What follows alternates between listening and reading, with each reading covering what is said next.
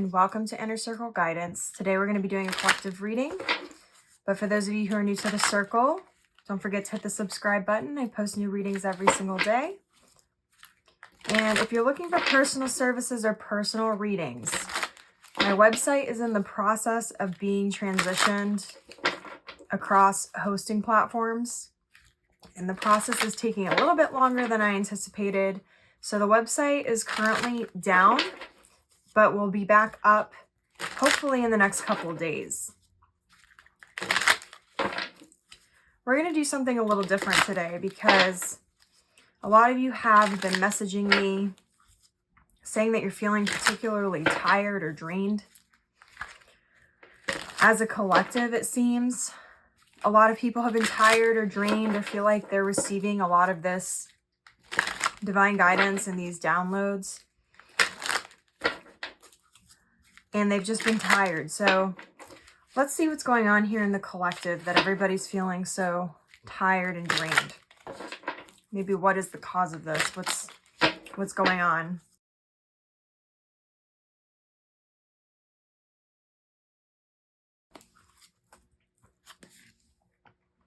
We have the Three of Cups. We have the Three of Pentacles. We have the King of Cups. We have the Ten of Swords. We have the Fool. We have the Ace of Cups on the bottom of the deck. And I saw the Eight of Pentacles, so I'm going to pull that card as well, because it really just drew my attention for some reason. I actually haven't seen this card yet. I don't think we've pulled it in this particular deck.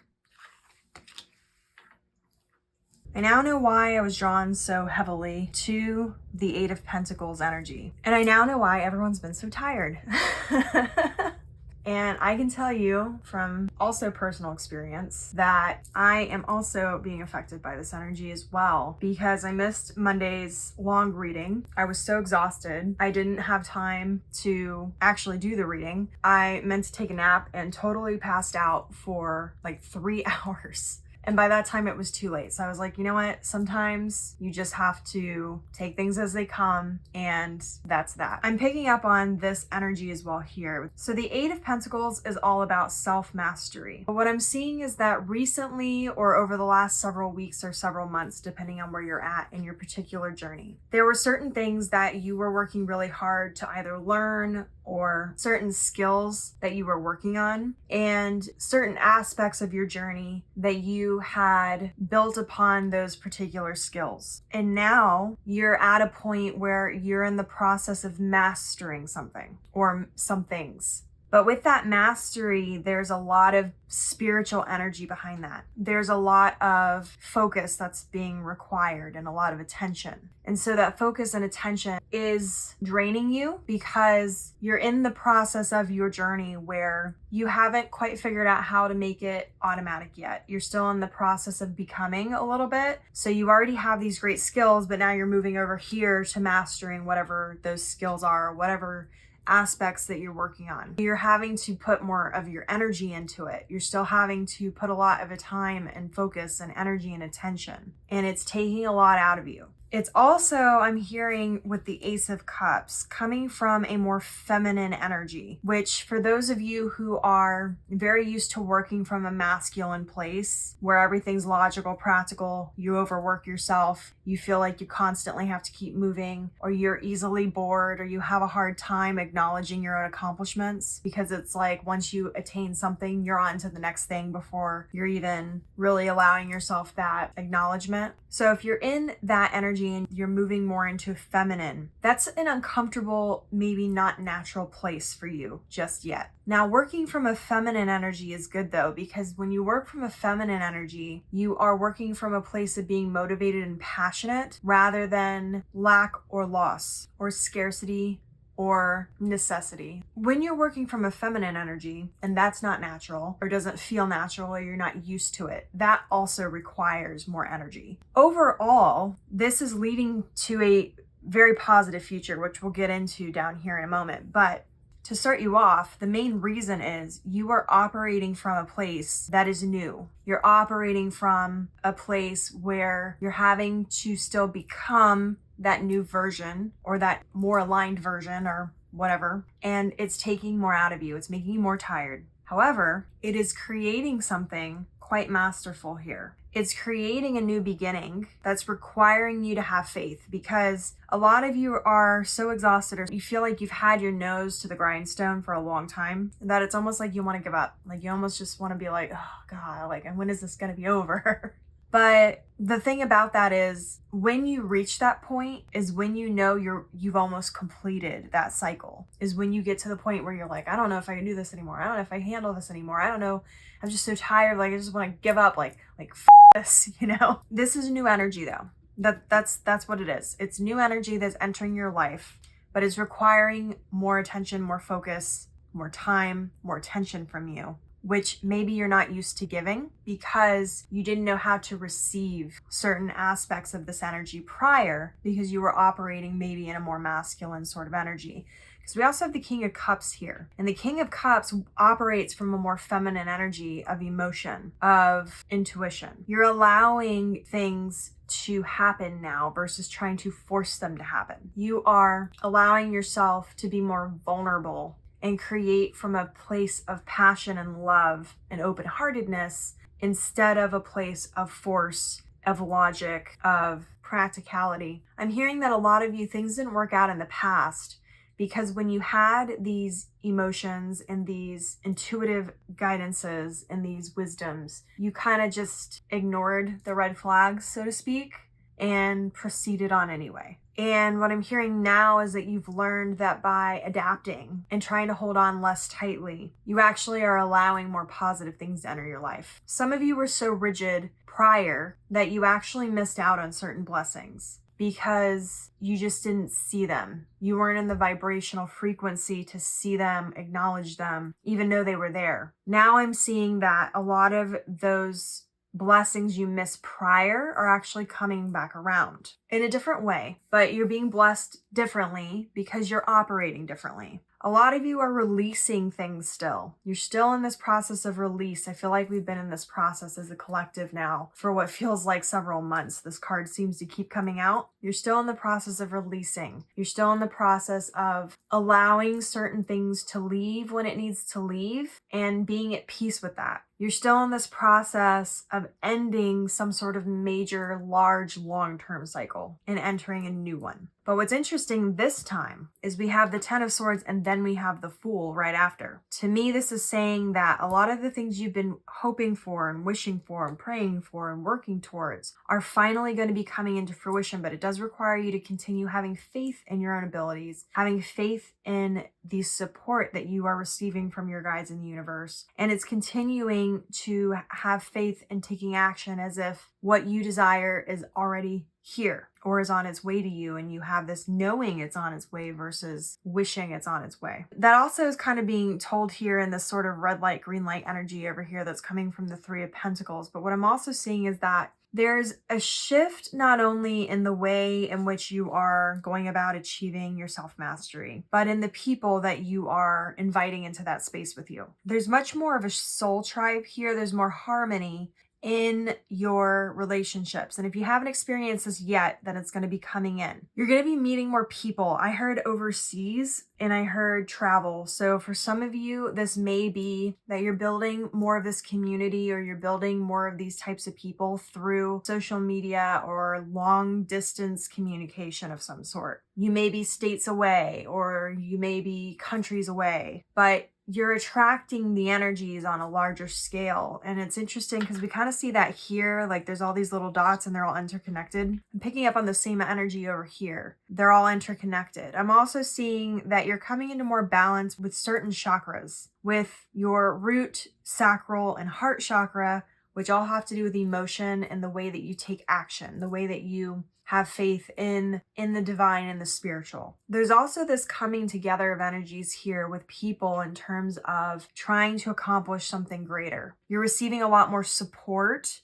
because you're more tapped into your emotions, you're more vulnerable, you're more open. That vulnerability and that openness is attracting other people who genuinely want to help you, who genuinely want to see you succeed, who genuinely connect with you on a deeper level. Hearing in the past, you pushed a lot of people away with this masculine sort of protective energy of yourself, where you didn't allow yourself to deeply connect with other people. You didn't allow yourself to be vulnerable. So there was this disconnect of depth between you and the relationships that were in your life. There was a disconnect in the priorities and the values, the whys behind certain actions, certain desires, certain projects. And now you're coming into more balance with all of that between yourself and the people around you. But also just there's a shift internally, specifically when it comes to your priorities and your values. There's an internal shift here. You're starting to prioritize what makes you happy, what brings you joy, what brings you passion, what motivates you from a place of positivity versus scarcity, necessity, limitation. That shift is bringing you into this new network of energy. And I keep just seeing like this thing down here. I just keep seeing that like flickering with the different lights.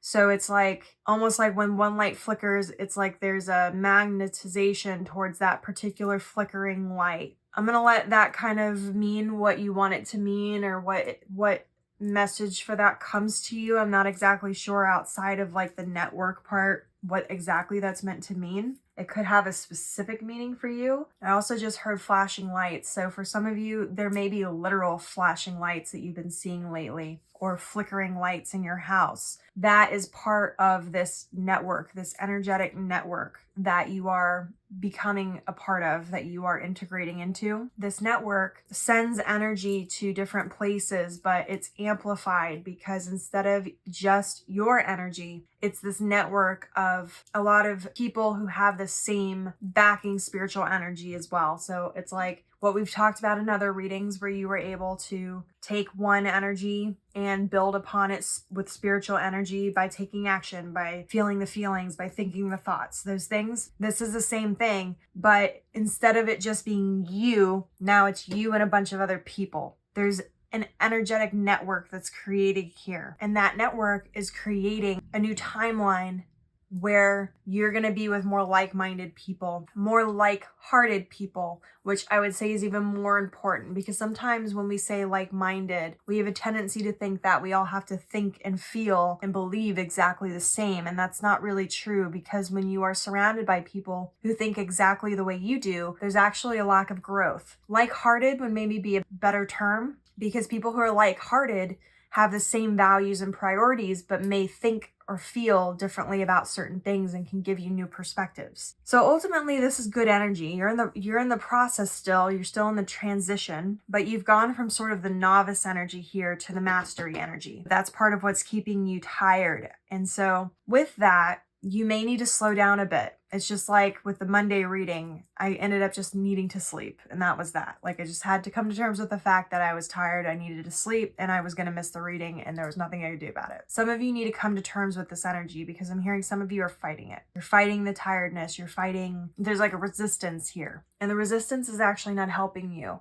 I know you want to get a lot of these things done and you want to move on to the next stage, but if you're rushing the process, you're going to actually make more resistance in it, because if you're not taking care of yourself and if you're not resting when you need to rest, things like that, you are going to feel more tired and more frustrated than you did before. So if you've been receiving a lot of guidance that you need to slow down, you need to relax, or go do something fun, or go take a nap, if you're getting a lot of those types of guidance and you're resistant to it, my suggestion to you is to be more open-minded and allow it. Remember that those things are also part of abundance. Abundance isn't always material. Abundance comes in the form of ideas, in the form of rest, in the form of good company. Abundance is multiple different types of abundance. So with that being said, don't reject your blessings. There are periods where the universe is where the universal energies are going to be more inclined for rest and more inclined for work. When you move with that flow,